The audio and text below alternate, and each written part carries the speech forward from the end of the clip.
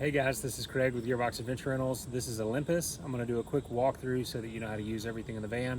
This will be just like a walkthrough that I would do in person, so you shouldn't have any questions when we're done with this. If you do, we can go over that once you pick up the van. So this van has bunked queen beds in the back. They're both dual density, so you've actually got a softer mattress on top and a harder mattress on bottom, so it's a really soft bed. You've got your main power shutoff down here, which you're not going to need to use, but it's there in case we have to troubleshoot something.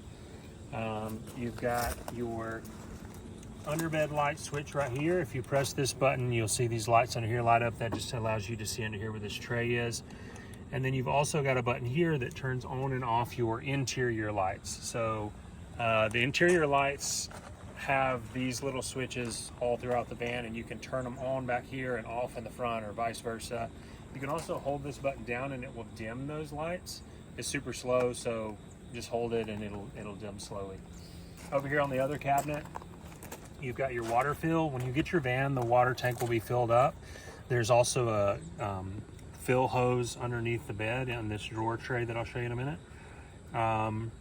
If you run out, you can fill it up there. Your water pump switch is right here, so if you want to use the outdoor sprayer, you just pull this out, push this button, press the button on the back, and you've got water. Simple as that. There's also there should be a shower curtain up underneath here that you can put up with the back doors partially shut, and that'll give you some privacy back here. This van is the only van in our rental fleet that has bug screens in it. So right now they're up like this. If you wanted to have the doors open while you sleep or something like that, you just do that. Just drop down and use it down the sides. It's a lot easier if you stand up on the back bumper.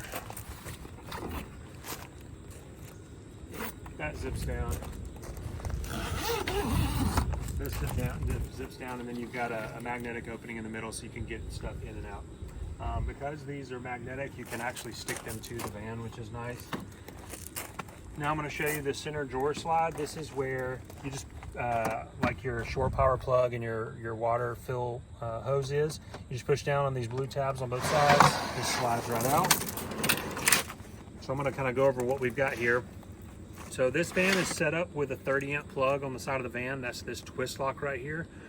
If you're at a campground and you've got 30 amp, this is the best thing to use because you're going to get the most power and the most charging. If you're not at a campground that has that, you can use just a regular extension cord with this adapter. And so this side plugs into the van, it goes in and twists and locks, and then you can tighten this little black ring down to make sure it doesn't fall off. And then this just goes in the extension cord. That also works if you're like camping in a relative's driveway or at your house the night before and you want to go ahead and run some components like the fridge all night long. These are your window covers. These are magnetic. I normally put these next to the mattress up top, so they may be up by the mattress or they may be down here. These magnetize over the front side windows. They just unsnap and stick up over the window.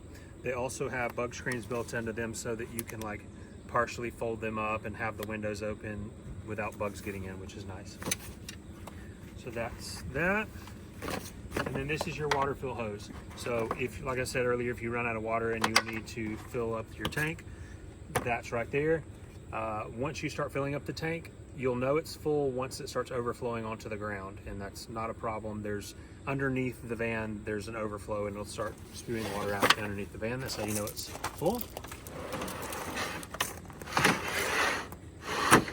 Now I'm not going to set up the table in this video, but I do want to point out that the table is right up underneath the bed. It's that white thing there with the leg underneath. If you unsnap that and pop the leg out, you can set the table up front, and I'll show you where that goes in later. Also, your awning crank is right here. We'll come back to the awning in a minute. I'll show you how to use that in a minute, but I did want to show you where it was. So I'll close this back up, and then I'm going to show you the shore power plug over here, as well as the gas fill. So let's go this way. So over here, this is where your power plugs in. If you are at a campground or even if you're at your house, and you want to plug up power, this is where that plugs in. This is that pop in and twist thing that I was talking about a minute ago. You've got a ladder right here, and on top of this van there is a rooftop deck, so you can actually go up there and be really careful, but you can go up there and watch the sunrise, or sunset, have a glass of wine, whatever. It's a cool spot to stargaze. Your gas is right here. A lot of people have a hard time finding that, but if you when you need to fill up, it's right there. Everything in here is pretty standard. There's CarPlay on the vehicle. There is a USB port on the dash up here that you won't be able to see, but right up here there's a USB port. If you plug into that with a phone charger, it'll do Apple CarPlay or Android Auto on the dash of the radio, which is super nice. Looking at the front of the van up on the roof rack, there's a light bar up here. This light bar is wired into the high beams, and so when you turn on your high beams, that light bar is going to kick on, and the high beams are automatic, so you don't really have to stress about turning it on and off. It'll automatically turn itself on and off as long as you have the high beams on automatic. You've got the same style bug screens over here. They work the same way. They zip down on the sides and they unroll, and they're magnetic in the middle. Be super careful with them here and in the back. They're just held in with this gasket, and so if like a kid or somebody was to tug on it, it could pull this gasket out and it would fall down. So just be gentle with them when you're using them. You've got an outdoor table right here that's just unbuckles and comes down. This is great for setting drinks or food, eating outside, playing cards. If you got to work outside, you can do that here as well. You've got a small fridge here. The fridge, you're not going to be able to see it, but up inside of here there's a knob that turns from 0 to 7. I like to set it on about 5. If you put it on 6, you're going to freeze stuff potentially, so your like Cokes might pop in the fridge, but 5 is kind of a sweet spot. You've also got a drawer here. Inside this drawer you've got all of your kitchen utensils, or at least a lot of them, so your forks, spoons, knives, salt, pepper, coffee maker, all that's in here. And then we'll step up in the van, and then I'll come back out and show you the awning last. So actually I want to show you the seat swivels first. So this van, the front driver and passenger seat swivel around. There's a little red handle right here in front of the seat, right here. And so you just scoot the seat forward first, and then you grab this little red handle and push it over, and the seat spins around just like that. And then once you've got the seat flipped around, you can telescope it back, hang out like this. It really opens up the space. Both the driver and passenger side seats do this. On the driver's side, the only difference is that you want to probably push the steering wheel into the dash before you spin it around. It'll give you more room. So this van is a little flexible with the seating. It seats up to 6 people, but we also rent this out as a 2-person van. So when you get the van, depending on how many people are going with you, it might have all of the seats in the rear, which is these 2 benches, or it might just have 1 bench in the rear. It might not have no benches in the rear. But this is what it looks like in the 6-seater configuration. You've got overhead storage bags here. They've got little bungees here, bungees here. They've got some loops here that you can hook carabiners on. And then these lids roll up and they magnetize up just like that. There's tons of storage in here. These look soft, so they don't hurt as bad if you hit your head on them, but they are pretty rigid, so you can put a decent amount of stuff in here.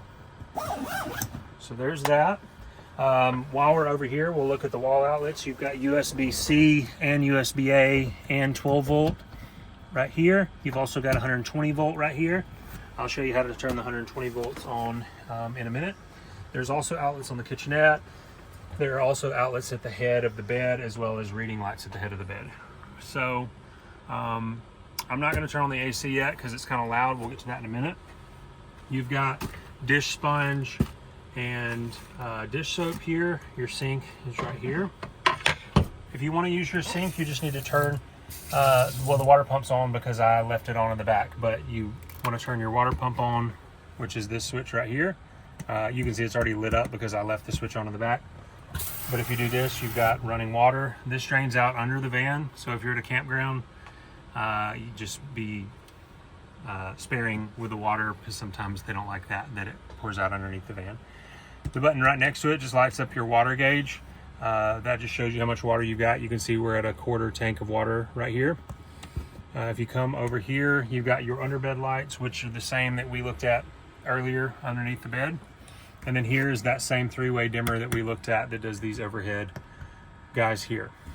I'm not going to go over the heater in depth, but the basics of the heater is you press the power button and then you select heating, and then you select your temperature, and then you select the amount of time you want it to run for, and now the heater is going to start up. So I'm going to turn this off because it's very hot and I don't want the heater on. Next thing that we'll move over to is the inverter. So what this does is this turns on your 120 volt outlets. Those are the ones that look like a regular house plug. It's like what you would charge your laptop with or dry your hair with a hair dryer. So those outlets run.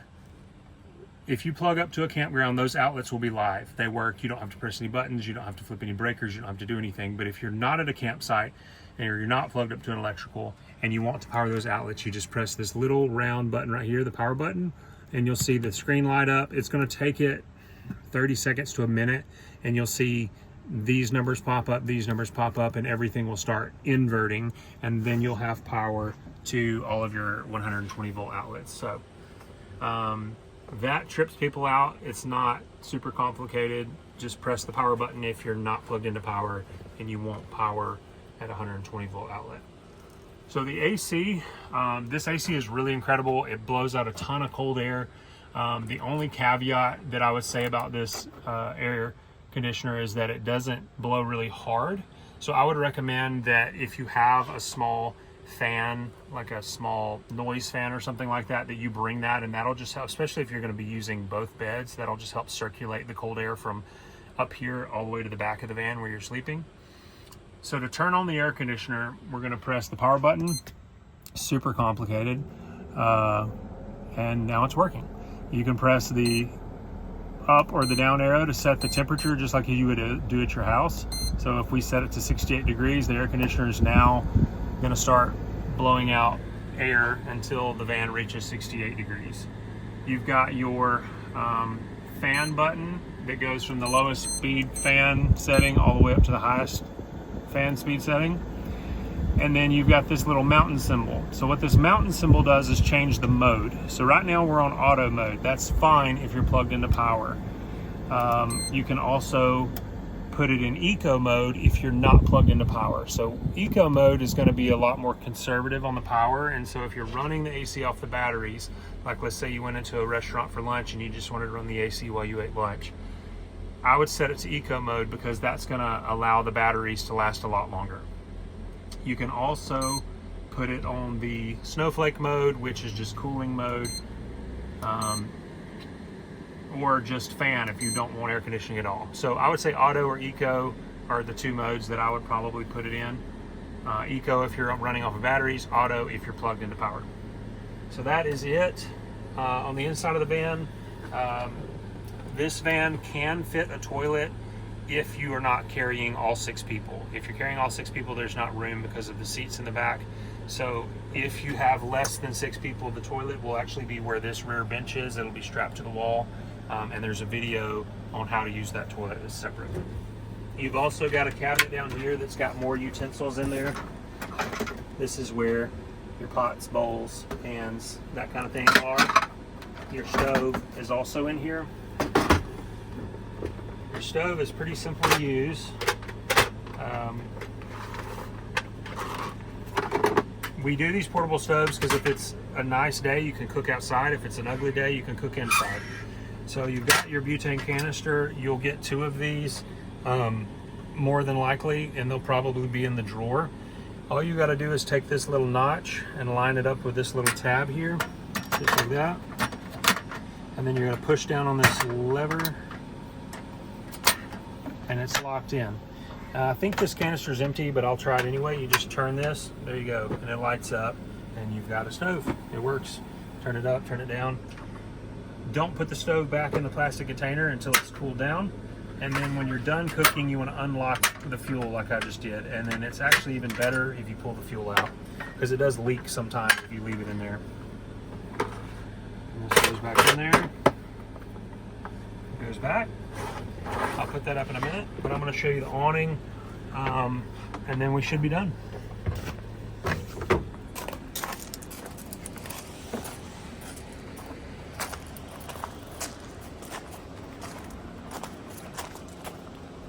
So I've got your awning crank right here.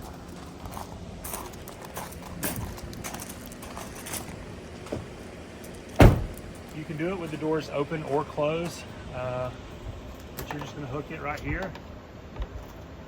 And this is actually a super cool awning. It's a legless awning, so all you have to do is crank it out. You don't have to do anything else. It's super simple, pretty dummy proof. And you can crank it all the way out until the legs pretty much stop extending and the fabric gets loose. You'll be able to tell when you're kind of at the end of it.